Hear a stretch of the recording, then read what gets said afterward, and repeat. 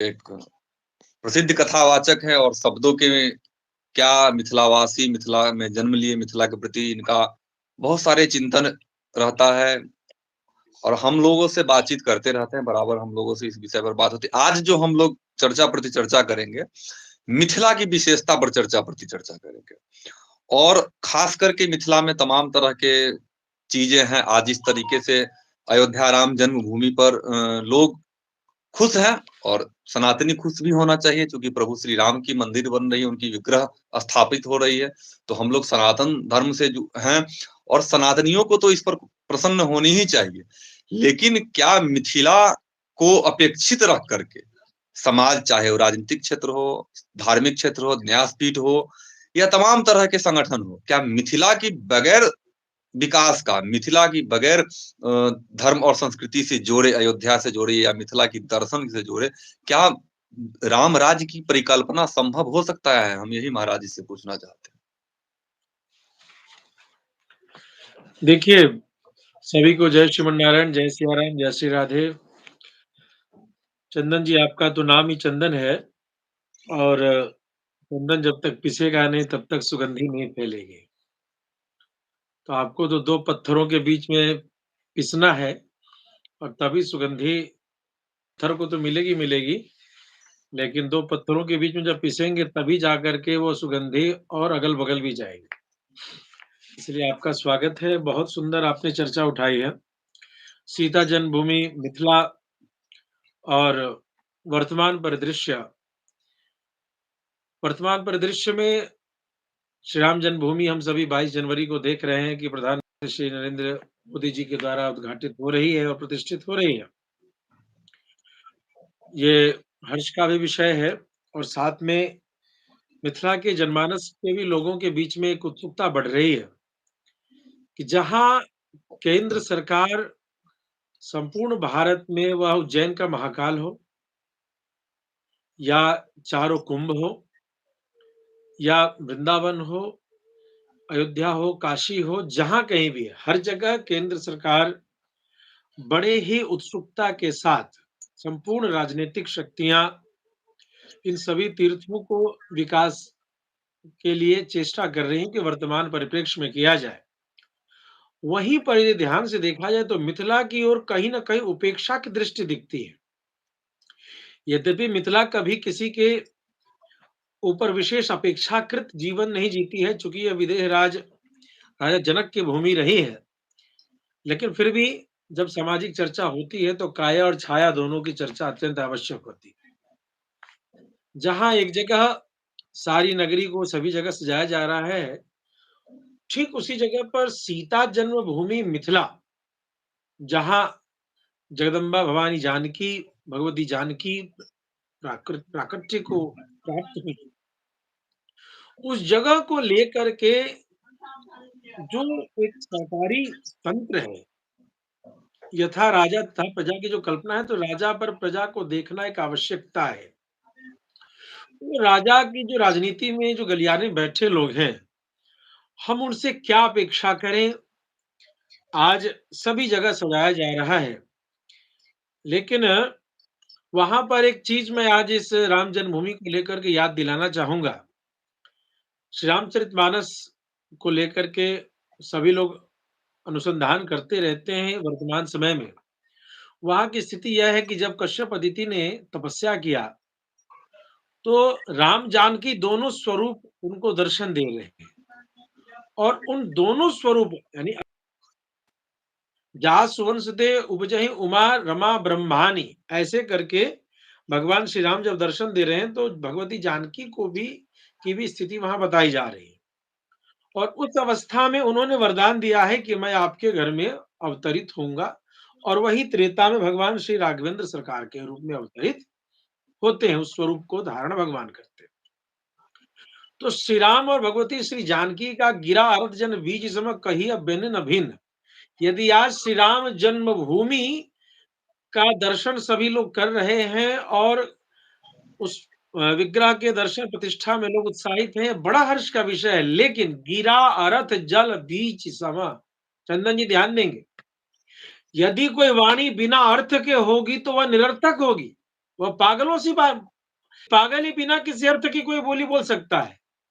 बिना तरंग का जल, यह कल्पना से परे। ठीक इसी प्रकार से कहियत भिन्न न भिन्न, राम और सीता को अलग देखना ही मूर्खता है। अर्थात श्री राम जन्मभूमि की चर्चा करने के साथ साथ श्री सीता जन्मभूमि की चर्चा करना ही उस गिरा, उस वाणी के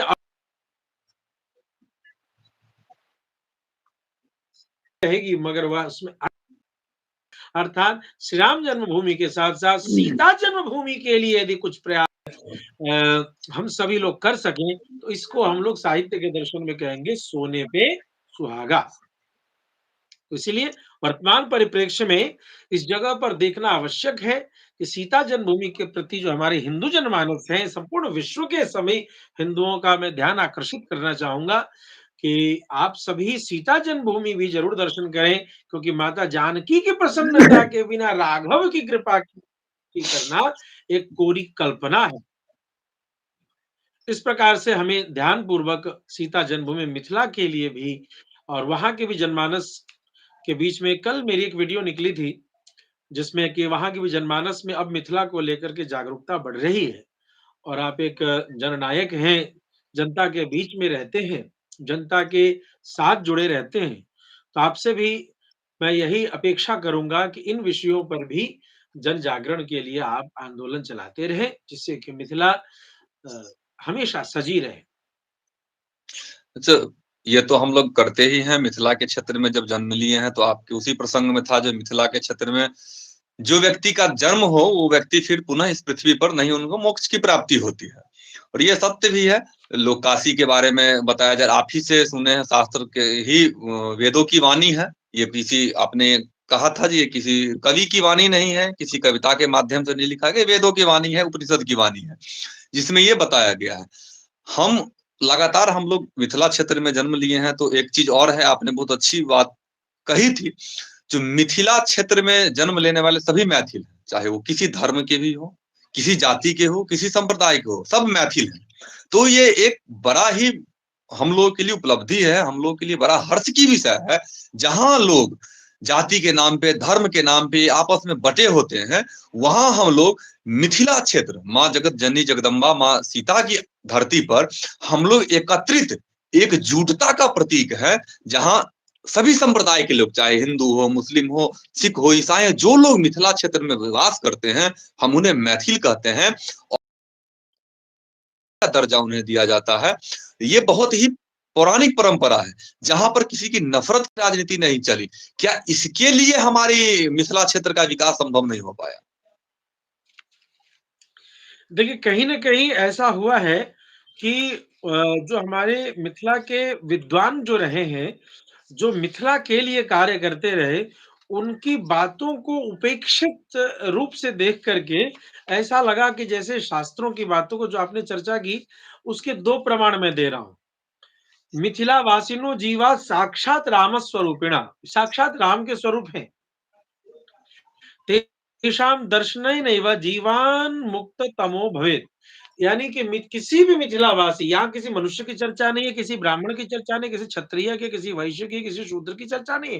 कीट पतंग जो भी मिथिलावासी हैं, तेषां दर्शनेनैव जीवन मुक्त तमो भवेत्। उनके दर्शन यानी मिथिला वासियों के दर्शन करने मात्र से जीवन की मुक्त अवस्था की प्राप्ति होती है। यानी कि वह मरने के बाद तो मुक्ति मिलती है, लेकिन उस व्यक्ति हुए समस्त पापों का नाश इसी धरती धाम पर हो जाता है।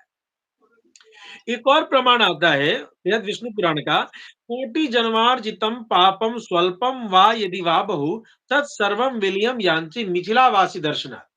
अर्थात करोड़ों जन्मों के किए हुए पाप थोड़े हों या बहुत ज्यादा हों, उन सभी का नाश जो है मात्र मिथिलावासी के दर्शन करने मात्र से हो जा रहा है। यह अद्भुत प्रमाण स्पष्ट रूप से कहता है कि हम सभी भगवान के नाम, रूप, लीला, गुण की जो चर्चा करते हैं कि इन सभी की चर्चा किया जाना चाहिए। और इस प्रकार से 4 प्रकार से जिसको रामस्य नाम रूपम च लीला धामम परात्परम एतत् चतुष्टयम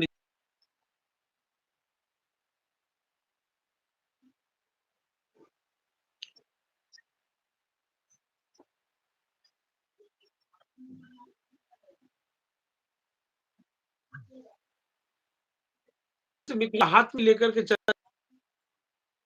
में रहने वाले जो मिथिलावासी हैं, यदि कल के भी प्रमाण जो चर्चा है इसमें हमने विशेष रूप से इस बार ध्यान दिलाया, जो मिथिला में हैं, जन्मे हैं, वो तो विशेष रूप से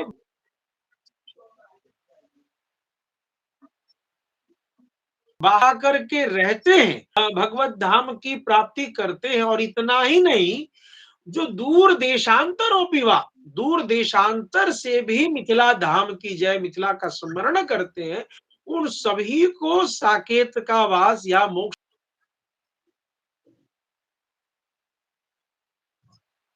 में अद्भुत यह देखने को मिलता है। लेकिन आश्चर्य की बात है कि अच्छा, मिथिला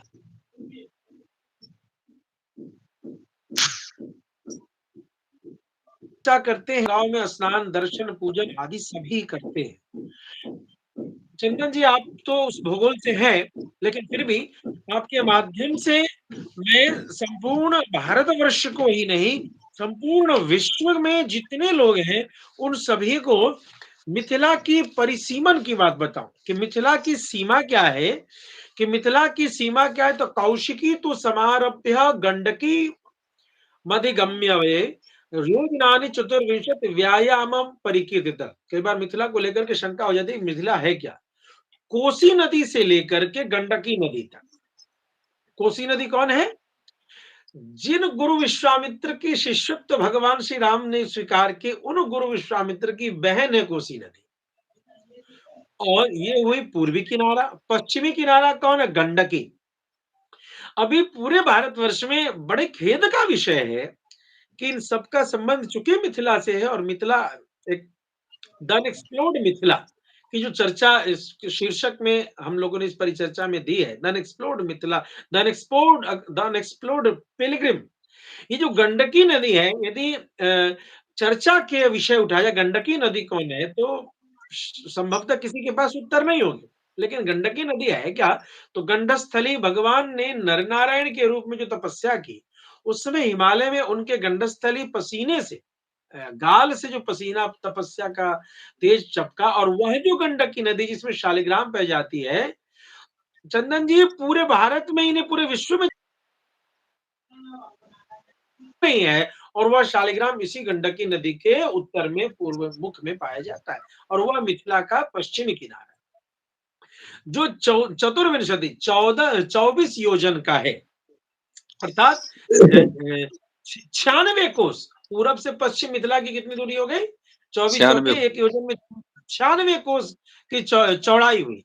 और उत्तर दक्षिण क्या है? तो गंगा प्रवाह आरभ्य यावद हेमवतन वनम विस्तार षोडशो प्रोक्तो देशस्य कुलंदना मिथिला नाम नगरी तत्रास्ते लोक विश्रुता। यानी जिसकी दक्षिण में भगवती भागीरथी गंगा प्रवाहित है, और उत्तर में हिमालय का वन है, उस बीच में 16 योजन की यह उत्तर दक्षिण की दूरी है, अर्थात 16 चौके 64 कोस की उत्तर दक्षिण की हमारी मिथिला की यह परिसीमन है। इस संपूर्ण मिथिला धाम में, संपूर्ण मिथिला के क्षेत्र का जो आज वर्णन यदि देखें, तो मिथिला आदि काल से स्वतंत्र भूमि रही है। मिथिला एक ऐसा राज्य रही है जिसको कि आप रावण के जो साम्राज्य की जो चर्चा करते हैं कि वो रावण भी आक्रमण नहीं कर सका, तब से लेकर अब तक संभवतः देखें यदि इतिहास के पन्नों को, तो मिथिला एक स्वतंत्र रूप से और ज्ञान की भूमि के रूप से प्रमाणित और प्रचारित रही है। लेकिन आज चूंकि यह सबको पता है कि वर्तमान में सनातन धर्म के जो मूल वेद है, पुराण है, मीमांसा है, न्याय है, दर्शन है, ज्योतिष है, हम सभी एक धर्म के आधुनिक स्वरूप में जा रहे हैं। इस कारण से जो मौलिक स्वरूप को सन्निहित करने वाली जो अत्यंत ही पवित्र मिथिला और मिथिला के विद्वान हैं, उनसे दूरी बना करके हिंदू धर्म आगे चल रहा है।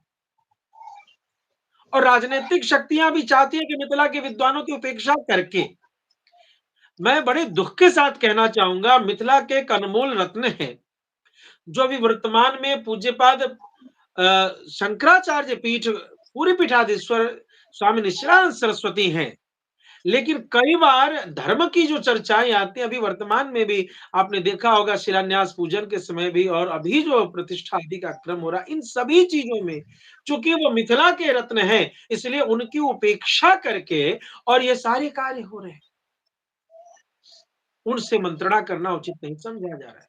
तो मूल विषय यह है कि मिथिला विद्वानों की भूमि रही है, महाकवि विद्यापति जिसकी प्रतिनिधि करते हो ऐसे विद्वानों की भूमि मिथिला रही है।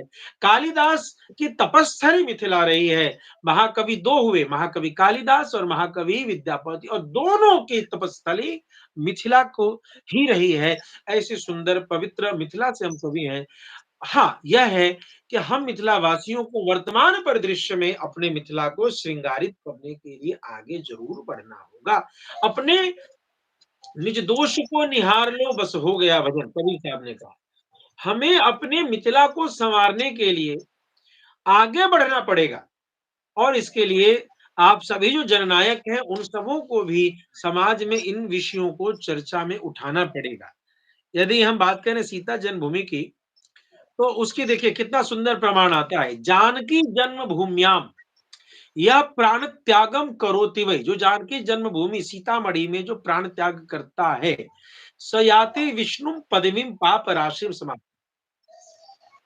ये कह रहा है कि उस पद की प्राप्ति अवश्य में होती है, जन्मभूमि मिथिला में कहीं भी उसका प्राण त्यागते हैं। आपने एक चीज और देखा होगा, ध्यान दिया होगा कि जो हमारे बड़े बुजुर्ग जब चलते हैं तो मृत्यु के समय वो चाहते हैं कि हम अपने घर में ही मरे या अपने गांव में ही मरे, ऐसी चेष्टा अपने यहाँ है।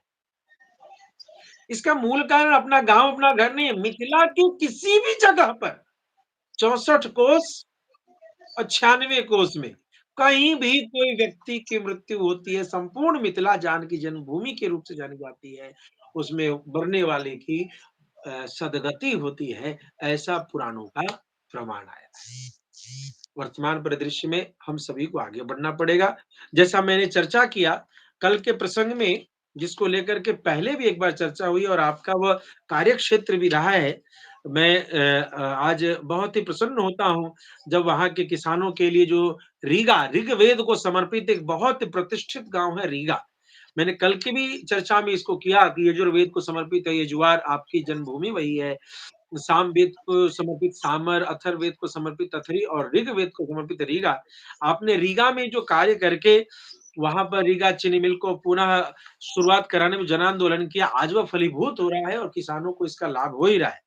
लेकिन इसके साथ साथ एक और चर्चा हमने आपसे की थी, वह चर्चा लक्ष्मणा नदी को लेकर।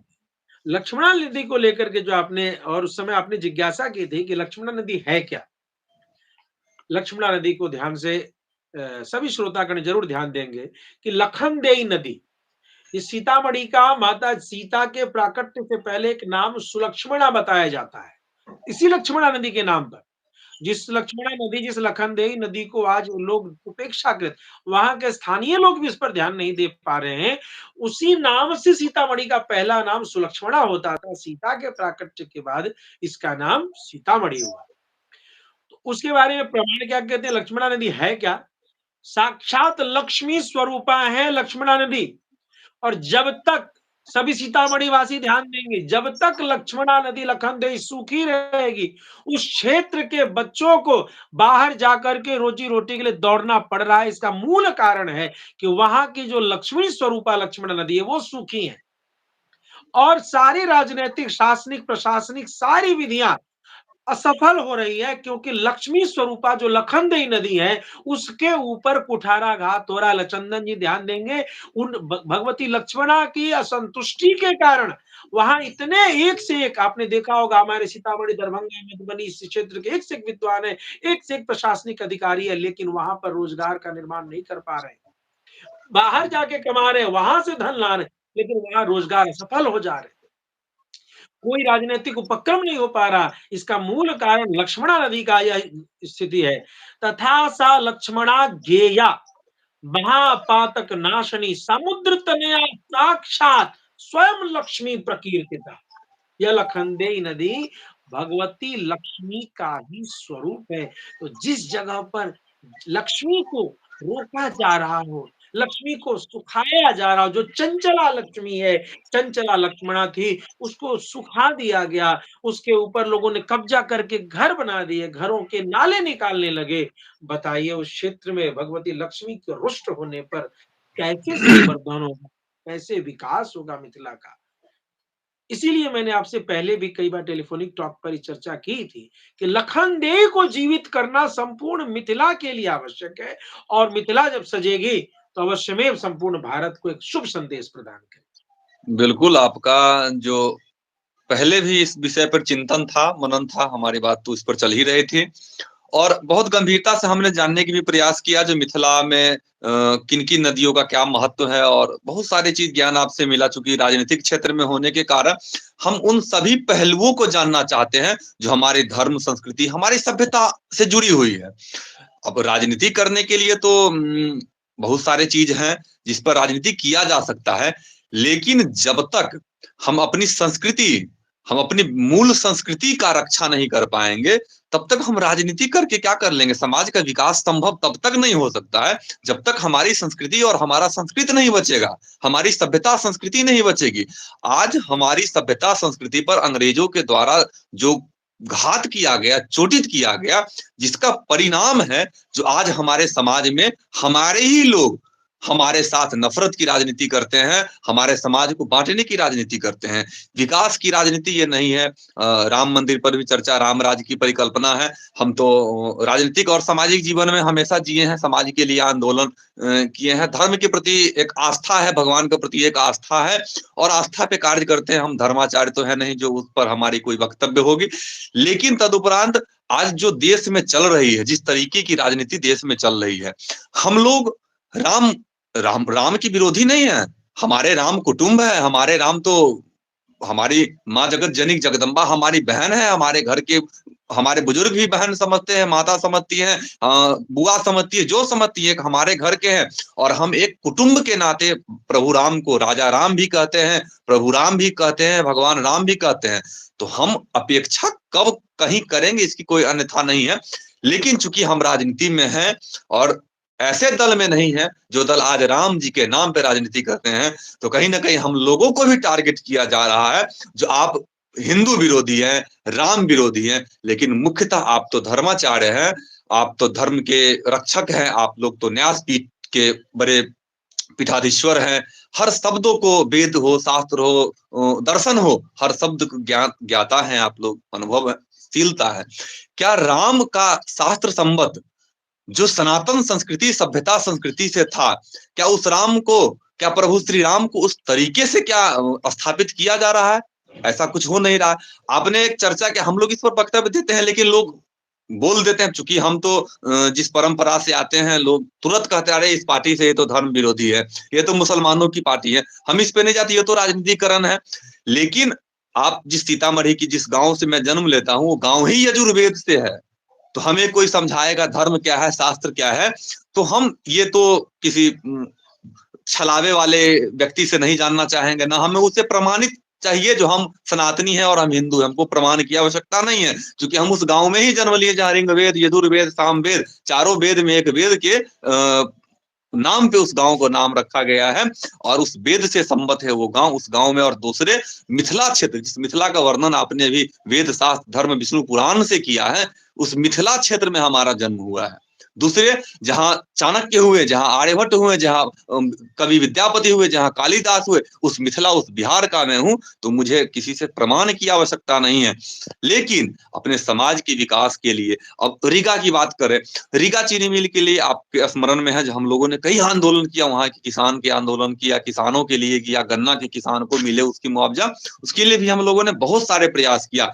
लेकिन आज जिस दल में हम हैं, उसी दल की जब सरकार आई है, तो बड़ी खुशी की बात है जो सारे रीगा चीनी मिल से जुड़े हुए जितने किसान थे, उनको जितना बकाया हुआ कर था वो धीरे धीरे दिया जा रहा है और पुनः रीगा चीनी मिल को उसे स्थापित किया जा रहा है। ये हमारी परंपरा हमारी माँ जगत जननी सीता के लिए समर्पित है, माँ सीता की समर्पित है।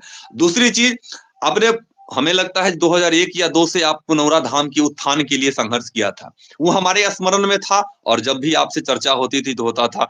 तो कहीं ना कहीं जब भी हम लोग राजनीतिक क्षेत्र में 2006 जब भी हम लोग राजनीतिक क्षेत्र में बड़े लीडर से बैठते थे, चर्चा प्रति चर्चा होती है, हम लोग में भी चर्चा प्रति चर्चा होती है, अपने धर्म संस्कृति पे चर्चा होती है, तो हम लोग लगातार पुनौरा धाम की चर्चा करते थे। बड़ी हर्ष के साथ कहना पड़ रहा है, जो आपने जो दिया जला करके वहां दीपोत्सव किया था, वो दीपोत्सव आज फलीभूत हुआ, क्योंकि पुनौरा धाम के लिए बिहार सरकार ने 84 करोड़ रुपया आवंटित किया है और उसकी शिलान्यास मुख्यमंत्री जी स्वयं जाकर के किए हैं, आदरणीय नीतीश कुमार जी। और पुनः उसको एक अलग दृष्टि से एक भव्य माँ सीता जगत जननी की जो जन्मस्थली है पुनौरा धाम, उसका विकास किया जाएगा और हो रहा है।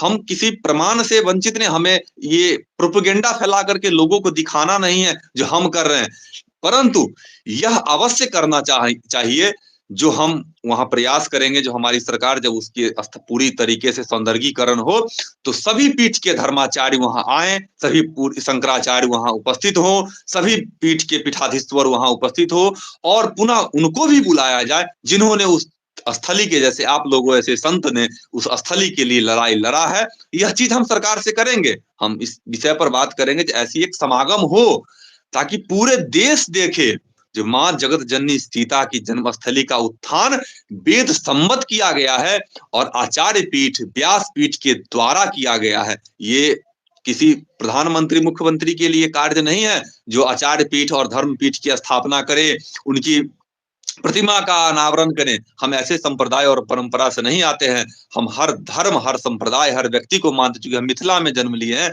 तो मिथिला के हर, आप तो अभी एक बड़ी विशेषता के मिथिला में कीट पतंग पक्षी पशु सब मिथिला वासी होते हैं, तो हम सबको मिथिला वासी ही समझते हैं। इसलिए ऐसी समागम हो, इसके लिए हम अपने सरकार में चूंकि हम हैं, तो जब भी कभी परिचर्चा की बात होगी, चूंकि अभी लंबा समय है, वो कार्य चल रही, हो सकता है 6 महीना 1 साल के बाद उसकी कार्य की पूर्णाहुति हो और वो कार्य होगी। दूसरी चीज, एक चर्चा आप लखनदई नदी की बात करते, लखनदई नदी हमें भी समझ में नहीं आता लखनदई नदी है कहाँ, चूंकि लखनदई नदी का केवल हम लोग नाम स्मरण ही सुने थे। तो आपसे उस समय जब परिचर्चा हुई थी कुछ दिन पहले, तो हम लोगों ने जाना लखनदई नदी सीतामढ़ी से होते हुए गुजरती है, तो इस विषय पर चर्चा हुई और सरकार भी इसकी सर्वे कर रही थी। इस चीज की जानकारी मुझे नहीं था और सरकार ने सर्वे किया, हमारे मंत्री संजय झा जी अभी हैं, और जब उनसे हम लोगों ने चर्चा किया था, हमने बजाबते उनको लिखित प्रमाण भी दिए थे, लेकिन हमें जब उनके साथ हमारी वार्ता हुई तो हमें उन्होंने बताया इस कार्य को हमने पुनः पहले से योजना में डाल रखा था और इस कार्य को करने में इसलिए कठिनाई हो रही थी कि समाज के कुछ आक्रांताओं ने उस जमीन पर गलत तरीके से उसका जो है अधिग्रहण कर लिया था, जिसको हटाने में बड़ी प्रशासन के द्वारा, प्रशासन के लोगों को असुरक्षित महसूस हो रहा था, क्योंकि ऐसे ऐसे आक्रांता समाज में आज भी हैं जो अपना जमीन तो क्या ईश्वर की जमीन पर भी कब्जा कर लेते हैं और नदी की जमीन पर कब्जा करके रखे हैं। परंतु यह खुशी की बात है जी, इसकी उत्थान प्रारंभ हो गई है और ये शिवहर से होते हुए ये नदी लखनदई नदी की पुनः उड़ाहीकरण, नवनिर्माण, उड़ाहीकरण भी इसे नहीं कहा जा सकता है, नवनिर्माण लखनदई नदी की हो रही है। और भी साक्ष्य हम लोग, क्योंकि बहुत सारे लोग लखनदई नदी के लिए आंदोलन कर रहे थे, कुछ बुजुर्गों से हमारी एक बार बात हुई थी जो यूट्यूब पर उनको हम लोगों ने देखा था, जो वो भी लखनदई नदी के लिए आंदोलनरत थे। तो सरकार ये कर रही है। दूसरी चीज, एक बार आप भी आएंगे जब बिहार, तो हम लोग चल करके देखेंगे कि कहाँ कहाँ तक कार्य हुआ है और कहाँ कार्य नहीं हुआ है। अगर हम सरकार में हैं, राजनीतिक क्षेत्र में हैं, तो समाज की हर पहलू को मजबूत करना हमारा कार्य है, चाहे वो धर्म का क्षेत्र हो, स्वास्थ्य का क्षेत्र हो, शिक्षा का क्षेत्र हो, तमाम सामाजिक तमाम क्षेत्र हो, चाहे हमारे समाज में जितने भी व्यासपीठ है, धर्माचार्य हैं, उन सब की रक्षा हो, इस पर हम लोग चर्चा कर रहे हैं।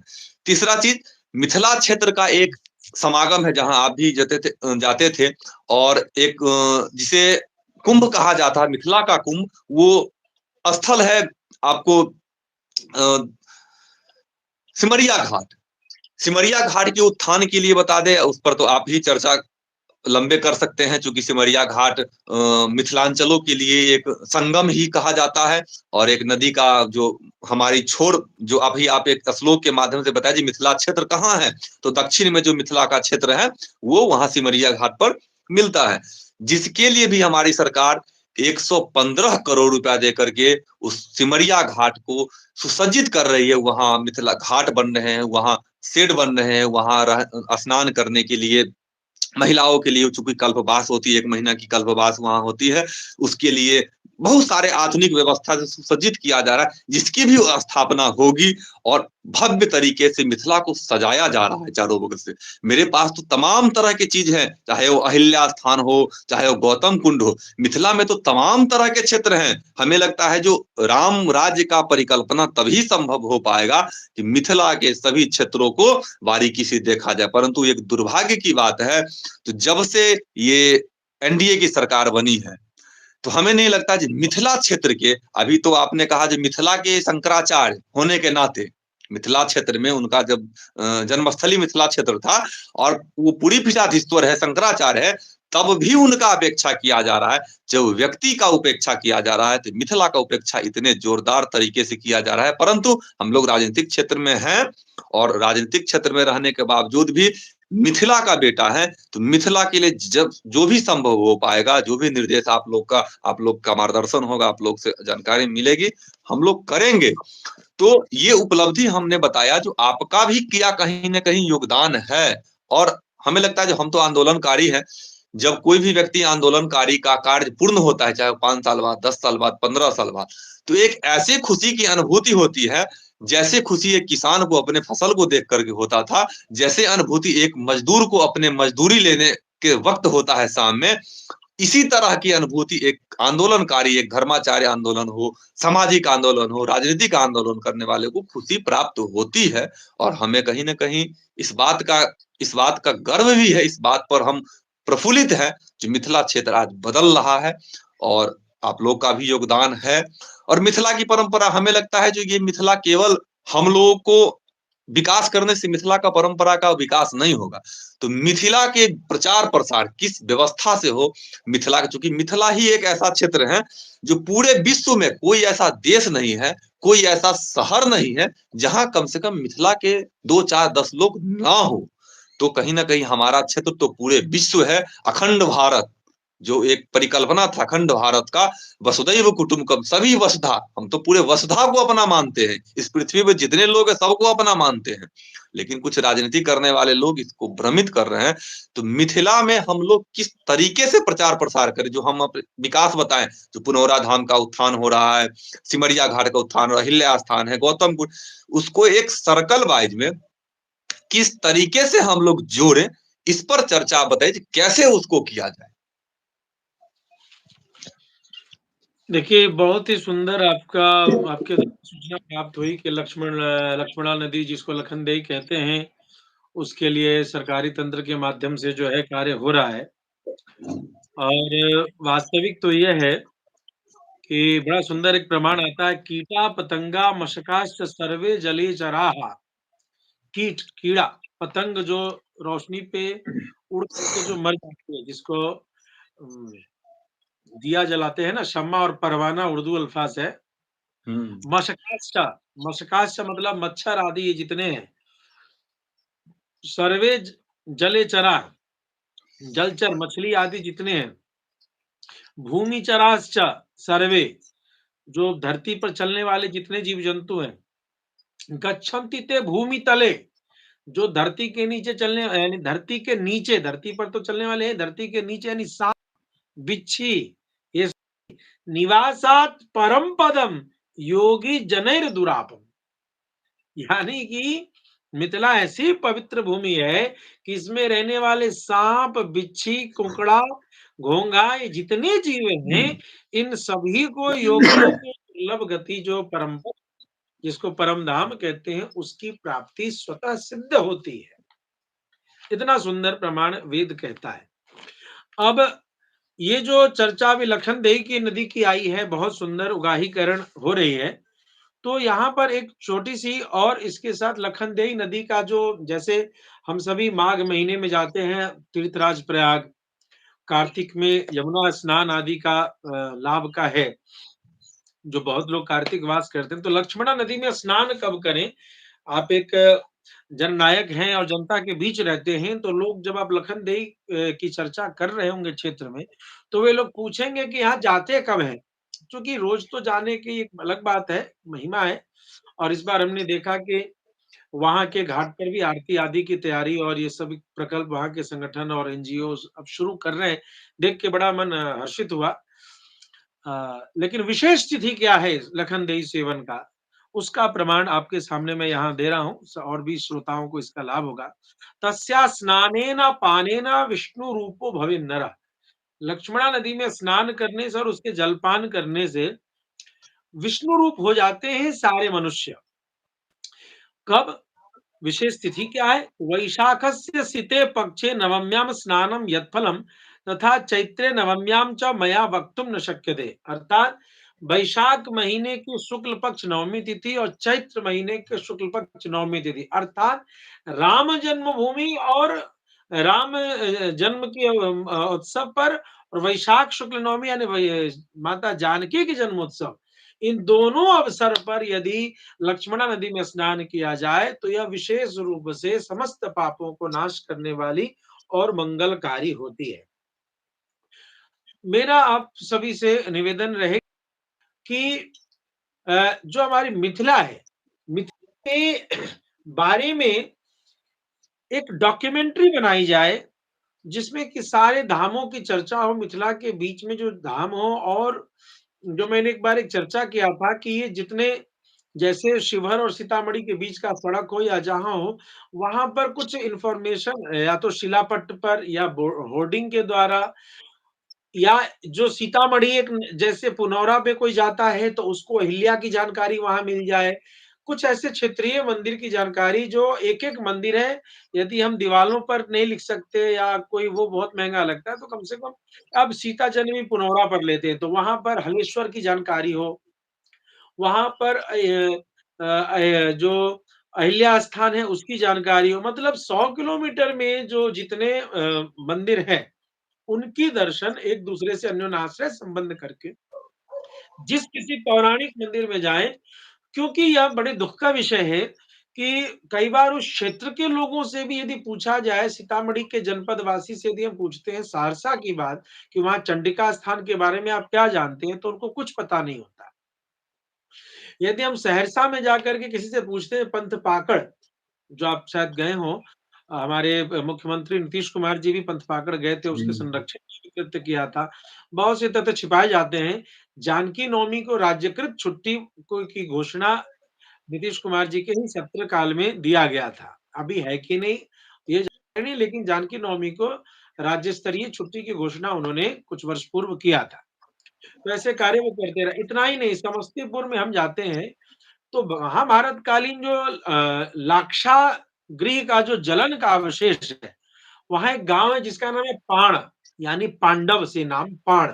उस पाण गाँव में भी अ, खुदन से वहाँ पर एक पहले सरकार की एक सूचना थी, जो मैं कभी गया था देखने को मुझे मिला, कि वहाँ पर 5000 वर्ष पूर्व यानी महाभारत कालीन भाण बर्तन, इन सभी चीज़ों की प्राप्ति हुई और जले हुए लाख के टुकड़े मिले।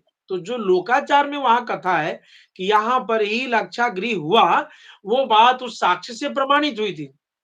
इन सब जानकारियों से भरा हुआ है मिथिला और भी आप यदि हम लोग चर्चा करें तो दसों दिन तक मिथिला के ही सौभाग्य से गुरु कृपा से मुझे मिथिला के कई गाँव और कई संस्कृति को, कई जगहों को दर्शन करने का अवसर मिला। तो कई जानकारियाँ पाण को ही ले लें, लाक्षागृह का स्थल लें, उसकी जानकारी लोगों को नहीं है। तो there should be some interaction in the information जो इंफॉर्मेशंस हैं मिथिला के, उसको कहीं पर एक वेबसाइट पर या कोई एक बुक निकले बुक तो अब संभवतः कहाँ-कहाँ पब्लिश हो, एक वेबसाइट लॉन्च किया जाए या उस जानकारियों को कहीं पर एकत्रीकरण करके, जो बाहर में हमारे जो हिंदू जनमानस है, उन तक पहुँचाने के लिए भी कोई प्रक्रिया की जानी चाहिए। दास अपने माध्यम से करता रहता है, लेकिन और भी लोग इस अभियान में हमारा सहयोग दें कि इसको कैसे आगे बढ़ाया जाए, इस पर हम सभी को मिलकर के चर्चा करनी चाहिए। और यह जैसे लक्ष्मणा नदी को हम लोगों ने उगाहीकरण के माध्यम से पुनर्जीवित करने का चेष्टा किया। बगल में बागमती नदी है, उसका नाम है व्याघ्रमती, बागमती, व्याघ्रमती। यह भी बड़ा ही पवित्र है। वराह पुराण में जब इसका अनुसंधान मैं कर रहा था, तो मुझे बागमती नदी को इस तरीके से आया कि ये शतगुणी पवित्र है, गंगा से भी। हमारी मिथिला में बहने वाली कमला नदी मंदरांचल की बेटी मानी जाती है और कलयुग के अवसाद में कलयुग के अवसान में जब गंगा जी धीरे-धीरे लुप्त हो जाएँगी, उसके बाद कमला जी में वो सारे गुण आ जाएँगे। इसीलिए आपने संतों की सभा में एक कीर्तन सुना होगा। वो कीर्तन है अ, अवध सरजू मिथिला धाम।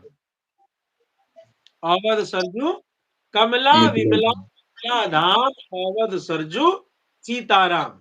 तो ध्यान देंगे, यहाँ हमारे उत्तर प्रदेश के मुख्यमंत्री जी ने भी बहुत अच्छा कार्य किया कि घाघरा नदी एक मुगल काल में कभी नाम परिवर्तन कर दिया गया था सरयू को कन्फ्यूज़ करने के लिए, तो उसको सरयू सुधार दिया। अवध नदी अयोध्या में अब राम जन्म की उत्सव चल ही रही है और सभी लोग जाएँगे भी दर्शन करने। कमोबेश जैसे भी है, ठीक है। अब हमारे प्रधानमंत्री जी इसको कैसे नेतृत्व कर रहे हैं, ये एक अलग विषय, वो कार्य चल रहा है। लेकिन अभी ये कीर्तन पूरा नहीं हुआ है। कमला विमला मिथिला धाम, अवध सरजू सीताराम। अवध सरजू सीताराम की चर्चा हो गई है, लेकिन अभी आधा कीर्तन बाकी है। वो क्या है? गंगा का वास्तविक में निर्मलीकरण। राजनैतिक निर्मलीकरण तो बहुत हो रहा है, कई वर्षों से हो रहा है। लेकिन गंगा का वास्तविक निर्मलीकरण जिसको विमला नदी से इस कीर्तन में कहा गया और कमला नदी की उपादेयता और मिथिला की श्रृंगार, इन सबों पर चर्चा करेंगे। तभी यह जो पता नहीं इन संतों ने कब से इसकी आज्ञा को ही कीर्तन रूप में या एक अपनी परंपरा से इस बात को बचाए हुए हैं कि इसकी संरक्षण करो। कमला नदी, विमला, गंगा नदी, मिथिला, मिथिला धाम, अवध, अयोध्या, सरजू नदी और सीताराम, इन 6 का कीर्तन करो, मतलब इस 6 का संरक्षण करने की आवश्यकता है। तो आधे में तो सारे कार्य हो रहे हैं, येन-केन प्रकारेण कमोबेश हो रहे हैं, लेकिन आधा अभी भी प्रश्न चिन्ह के अंतर्गत है, तो इसे हम पूर्ण सफलता नहीं मान सकते।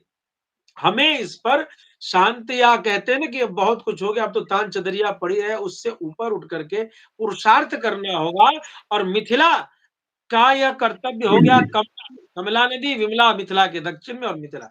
यदि मिथिला हो जाती है, तो यह 3 भी पूर्ण रूप से श्रृंगारित हो जाएगा और संतों की यह जो आज्ञा कीर्तन रूप में आती रही है, अयोध्या से, मिथिला से, वह आज्ञा पर हम सब वास्तविक में, जो आपने कहा पूर्वाचार्यों के सापेक्ष में कृत्य होना चाहिए, तो यह कीर्तन पुराने संतों के बीच आपको सुनने को मिलेगा।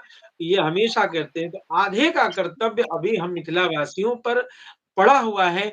हम सभी मिथिलावासियों को कुछ ऐसा करना होगा कि संपूर्ण भारत ही नहीं, संपूर्ण विश्व के जो हिंदू जनमानस है, वह समझ सकें कि मिथिलावासी जो हम फूस के घर में रहने वाले, हम मिट्टी के घर में रहने वाले, हम खपड़े के घर में रहने वाले, हम लकड़ी को जला करके भोजन करने वाले, हम दूर-दूर जा करके जो 2 रुपए ले करके, हम मिथिलावासी कोई दिल्ली, कोई बॉम्बे, कोई अमेरिका रह करके वहाँ से 2-2 रुपए बना ला करके, बिना अभी तक किसी का विशेष कोई सहयोग मिथिला के किसी मंदिर में नहीं आया है। मिथिला के सारे मंदिरों को अभी तक के इतिहास में, जैसे मेरी जानकारी है, ये डेटा और आरटीआई के माध्यम से आप चाहें तो कलेक्ट कर सकते हैं, लेकिन मेरा अनुमान जहाँ तक कहता है, अभी तक की स्थिति में मिथिला के मंदिरों को सजाने में, मिथिला की परंपरा को बचाने में अभी भी शेष हिंदू समाज सोया हुआ सा लगता है। तो सिर्फ मिथिलावासी को जगने की आवश्यकता नहीं है। मिथिला को सजाने के लिए जो बाकी हिंदू जनमानस है, वो भी जगें और मिथिलावासी जो शास्त्र की सेवा करते-करते और साथ में अपने धनोपार्जन गृहस्थ धर्म का निर्वहन करते हुए भी जैसे-कैसे मिथिला की संस्कृति को बचा रख रहे हैं, उसमें आप आगे बढ़ें और आगे बढ़ कर के मिथिला की गौरव गाथा से संपूर्ण विश्व को लाभान्वित करें। इसलिए हम मिथिलावासी तो आगे बढ़े, यह भी लक्ष्य रखना होगा कि हमसे या तो ये हमारे हमारे हिंदू भाई अलग रूठे हुए हैं, तो इन्हें मनाना पड़ेगा और यदि सोए हुए हैं, तो इन्हें प्यार से जगाना पड़ेगा। और अवश्य में मेरा विश्वास है कि संपूर्ण भारत के साथ-साथ जितने भी हमारे हिंदू जनमानस हैं, ये हमारे साथ खड़े होंगे। बस हमें आगे बढ़ना पड़ेगा और बढ़ भी रहे हैं। जैसा आपने बताया कि लखनदेही नगी उगाही हो रही है। सिमरिया घाट में चिदात्मन जी महाराज ने जब कुंभ मेला का आयोजन किया, तो शायद किसी को पता भी नहीं था कि आगे क्या होने वाला है। लेकिन आज बड़े हर्ष की समाचार जानकारी मिल रही है कि सिमरिया घाट में अब जो है घाट बनने वाला है और आधुनिक बन गई व्यवस्थाओं है। से हो करके एक कुंभ का जो स्तर है उस तरीके से कार्तिक महीने का कल्पवास व्यवस्थित किया जा रहा है। पुनौरा मंदिर की भी आपने जानकारी दी, यह बहुत ही हर्ष और उत्साह को बढ़ाने वाला है। मैं सभी हिंदू जनमानस से निवेदन करना चाहूँगा कि आप सब भी आएँ। यह राजा जनक की मिथिला है, जिसमें रावण को प्रवेश करने का सामर्थ्य नहीं हुआ। हमारी जान आर्यों की रक्षा करने के लिए अपनी प्रतिष्ठा, अपने प्राण को दांव पर लगा करके यह सभी जानते हैं कि लीलावश हमारी माता जानकी, हमारी बहन जानकी लंका में जाकर के बैठी। हमारी मिट्टी की बेटी ने जाकर के संपूर्ण भारत की प्रतिष्ठा और जितने भी संत थे उन सब की रक्षा के लिए देवताओं के इतना बड़ा पराक्रम किया। आज माता जानकी जन्मभूमि इतनी उदासीन है। आप सभी हिंदू जनमानस आगे आए और हमारे जननायक चंदन जी हैं ही, इन सभी को इनको इतना होमवर्क दिया जाए कि ये रोटी भी जैसे राम जी को सबरी का बेर कहीं मिलता था, उस तरीके से व्यस्त हो जाएँ और मिथिला का सर्वांगीण विकास हो, धार्मिक विकास हो, आध्यात्मिक विकास और मिथिला के विकास से सनातन धर्म पुष्ट हो। यही हमारी कल्पना है। इस कल्पना में मुझे जैसा आपने चर्चा किया 2005 में हमने कुछ दिया जलाए थे कुछ युवकों को लेकर के 3 वर्ष तक। 2006 में कथा हुई और तब से लेकर के आज सीता जन्मभूमि पुनौरा बहुत आगे बढ़ता चला जा रहा है। दास को उच्चैठ जो भगवती स्थान कालिदास स्थली है वहाँ भी हमने कथा की और आज वहाँ भी बहुत तरीके से विकास आदि की चर्चा जब तब सुनने को मिलती है। तो बड़ा हर्ष होता है जो आपने कहा कि कोई आंदोलन उसकी बीज जब रखता है, उस समय वो अकेला होता है।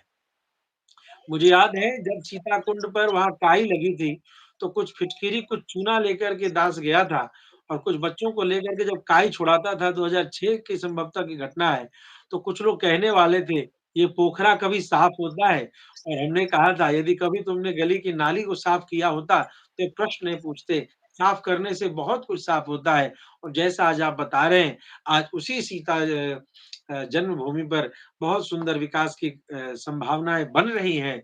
मैं सभी संतों से ये आह्वान करूँगा कि आप सभी बिना सीता जन्मभूमि के दर्शन किए बिना यदि आप राम जन्मभूमि के दर्शन करके राम जी की प्रसन्नता की प्राप्ति करना चाहते हैं, तो बिना माता जानकी की प्रसन्नता के राम जी की आशीर्वाद आपकी कल्पना में है। क्यों व्यर्थ का प्रयास करते हो? राम जी का दर्शन करो और तत्पश्चात आप वैशाख शुक्ल नवमी को मिथिला में भी ज़रूर आइए। मड़ई है, तो परेशान मत होइए। हमारी माता जानकी अशोक वाटिका में बैठ करके भी अयोध्या की प्रतिष्ठा की रक्षा कर सकती है, भारत के धर्म की रक्षा कर सकती है और छोटी-सी मड़ई ही सही, लेकिन माँ का आँचल कभी छोटा या बड़ा नहीं होता, वह प्रेम से भरा होता है। यही जान कर के हम मिथिला की कुटिया में आइए और जब आप मिथिला की जानकी जन्मभूमि का दर्शन करेंगे, तभी राम जन्मभूमि के दर्शन का फल मिलेगा और इसी सिंहनाद गर्जना के साथ सीता जन्मभूमि पर भी एक विशाल विराट मंदिर का निर्माण हो, जो हम सभी आगे बढ़ें, यही अपेक्षा और यही उत्साह आप सभी से मेरा निवेदन यही रहेगा। बहुत-बहुत धन्यवाद और आज हम लोगों ने परिचर्चा की। पुनः सब फिर भी जब कभी हम लोग परिचर्चा करेंगे, तो तमाम तरह के विषय है जो धर्म के क्षेत्र में है और जानना भी चाहिए धर्म हमारा जिस सनातन धर्म से में हम जन्म लिए हैं, हम जो मानते हैं और उस पर विकास करना उस हमारी संस्कृति सभ्यता है। राजनीतिक रूप से अगर भी देखा जाए, तो तमाम तरह के जनमानस हो, चाहे धर्म संस्कृति का क्षेत्र हो, उनका विकास करके ही हम अपने समाज को सजा सकते हैं, अपने देश को सजा सकते हैं, ताकि कल हमारे यहाँ कोई घूमने भी विदेशी पर्यटक आए, तो उनको ये ना लगे ये कौन-सा देश है, ये कैसा देश है, जैसे कि पहले दिखाया जा रहा था, जी ये भूखों का देश है, ये नंगों का देश है, तो हम अपेक्षा करते हैं, जो वैसा दिखाया जाए, जब कभी हमारे बिहार में, हमारे देश में तक्षशिला, नालंदा ऐसे विश्वविद्यालय में पढ़ने लोग आते थे। ऐसी परंपरा तब हमारे विश्व गुरु की परिकल्पना संभव होगी। ये केवल न्यूज़ में और कुछ पत्रकार जो पैसे पे बोलते हैं, इनको कहने से विश्व गुरु की प्राप्ति तब तक नहीं हो पाएगी और विश्व गुरु का परिभाषा हमें नहीं लगता है जो नीच पे बैठे एंकर उनको पता होगा। विश्व गुरु किसे कहते हैं, विश्व गुरु कब था, विश्व गुरु कैसे हो सकता है इस पर भी परिचर्चा कभी हम लोग करेंगे। क्योंकि ये डिजिटलाइजेशन की युग है, हमारी बात तो बड़े बड़े मंच पे और चैनल पे रखने की सामर्थ्य हम में नहीं है, क्योंकि अब तो लोकतंत्र में ऐसी हो गई है जो एक संप्रदाय ही बिक चुका है, जो लोकतंत्र की रक्षा करता है, जिसे मीडिया कहा जाता था, और वही प्रोपेगेंडा फैला रही है। सबसे बड़ी खासियत है जो बिक गई, यह भी दुर्भाग्य की बात नहीं है, वो खुद ही इस समाज को विभाजन के लिए प्रोपेगेंडा चला रही है, नफरत की राजनीति कर रही है।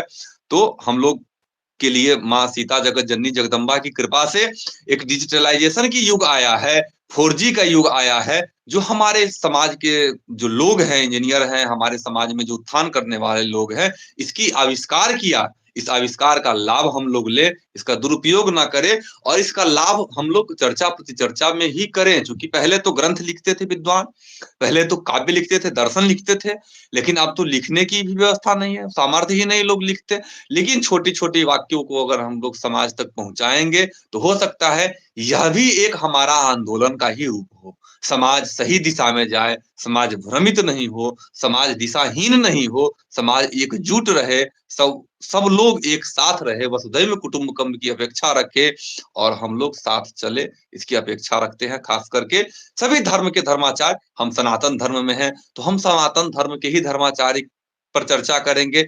लेकिन हम राजनीतिक में है तो हम हर धर्म का सम्मान करते हैं, हर धर्म के धर्माचार्य वही सिखलाता है अपनी धर्म संस्कृति सभ्यता।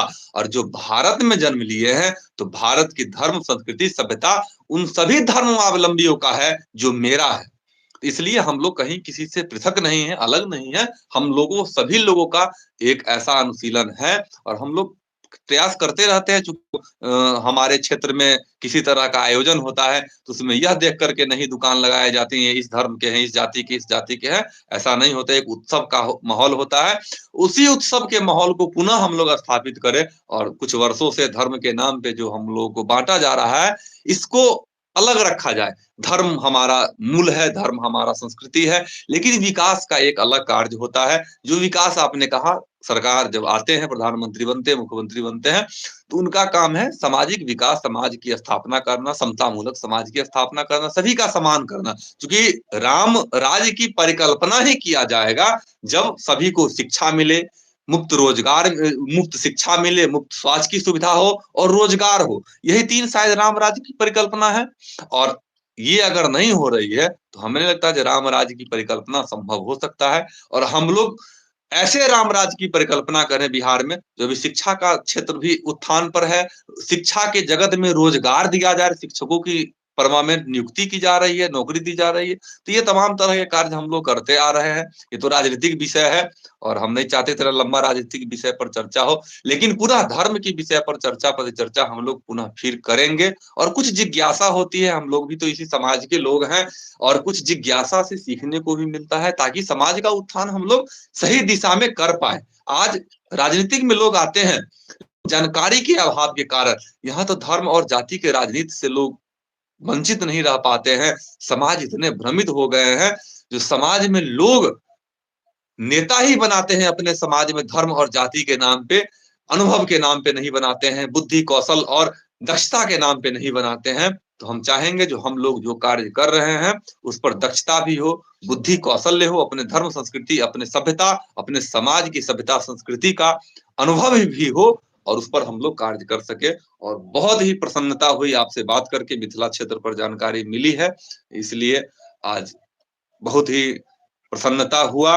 और हम प्रफुल्लित हैं आपके इन विचारों से, और जहां तक सहयोग हुआ, राजनीतिक क्षेत्र में हो, सामाजिक क्षेत्र में हो, हम सदैव आपके साथ हैं और सदैव रहेंगे। चूंकि ईश्वर ने हमें इस पृथ्वी पर जन्म दिया है तो कुछ ना कुछ अच्छा करके ही जाएंगे, और नफरत नहीं फैलाएंगे, इसकी अपेक्षा रखते ईश्वर ऐसी बुद्धि हमें प्रदान करें, ऐसी मनोवांछित हमें फल दें, जिसमें नफरत की राजनीति ना करके समाज को जोड़े, वसुधैव कुटुंब की भावना से चले, और समता मूलक समाज की स्थापना कर, सब समान हो, जिसमें सबकी उपेक्षा ना किया जाए, सबका सम्मान हो, सबको हम लोग एक साथ जोड़े, ताकि हम आगे बढ़ सके। और विश्व गुरु की परिकल्पना तभी संभव हो पाएगा जब समाज के सभी